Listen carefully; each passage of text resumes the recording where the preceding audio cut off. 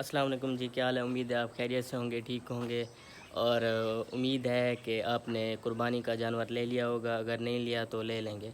اگر آپ نے بکرا یا وچھا لیا ہے اور وہ گرمی کر رہا ہے تو یہ ویڈیو اس کے لیے ہے۔ میں آپ کو بتانے لگا ہوں ایک نسخہ جس سے وہ اگر پانی وغیرہ پھینک رہا ہے یا پیشاب پی رہا ہے یا بکریوں کو ساتھ والیوں کو بکریوں کو یا ایسے گھر میں اکیلا ہے تنگ کر رہا ہے تو یہ ویڈیو اس کے لیے ہے۔ تو آپ سے گزارش ہے ویڈیو کو لاسٹ تک دیکھیں اور چینل کو سبسکرائب کر لیں تاکہ اس طرح کی جو معلومات ہیں وہ آپ تک آسانی سے پہنچتی رہیں۔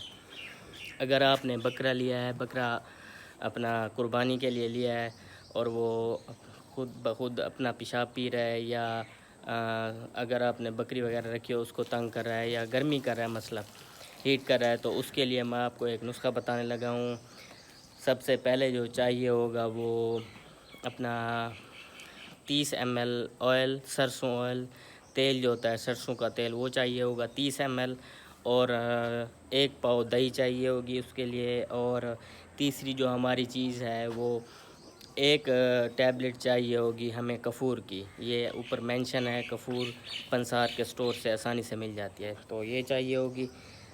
ان تینوں چیزوں کو آپ اچھے سے مکس کر لیں گے۔ کفور کی جو ٹیبلٹ ہے اس کو آپ رگڑ دیں گے اچھی طرح پیس کے، آئل میں مکس کر دیں گے اور آئل کو دہی میں مکس کر دیں گے اور اچھی طرح پھینٹ لیں گے۔ پھینٹنے کے بعد تھوڑا سا اس میں آپ برف ڈال دیں گے پیس کے تاکہ وہ جو ہے وہ ٹھنڈا ہو جائے۔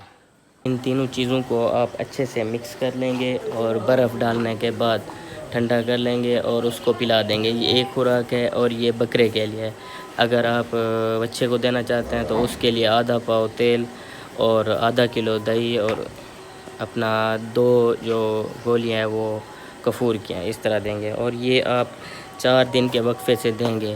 اس سے یہ ہوگا کہ وہ گرمی نہیں کریں گے اور گرمی کے علاوہ جو ہے اپنا صحت بھی اچھی ہوگی ان کی، اور جو خوراک آپ دے رہے ہوں گے چاہے جتنی بھی گرم ہوگی تو ان سے ان کو گرمی نہیں لگے گی اور وہ صحت بنائیں گے اور گوشت بھی بنائیں گے اچھے سے۔ تو امید ہے یہ ویڈیو آپ کو اچھی لگی ہوگی۔ اگر اچھی لگی ہو تو چینل کو سبسکرائب کر لیں۔ اس طرح کی مزید ویڈیوز کے لیے چینل کا وزٹ کرتے رہیں۔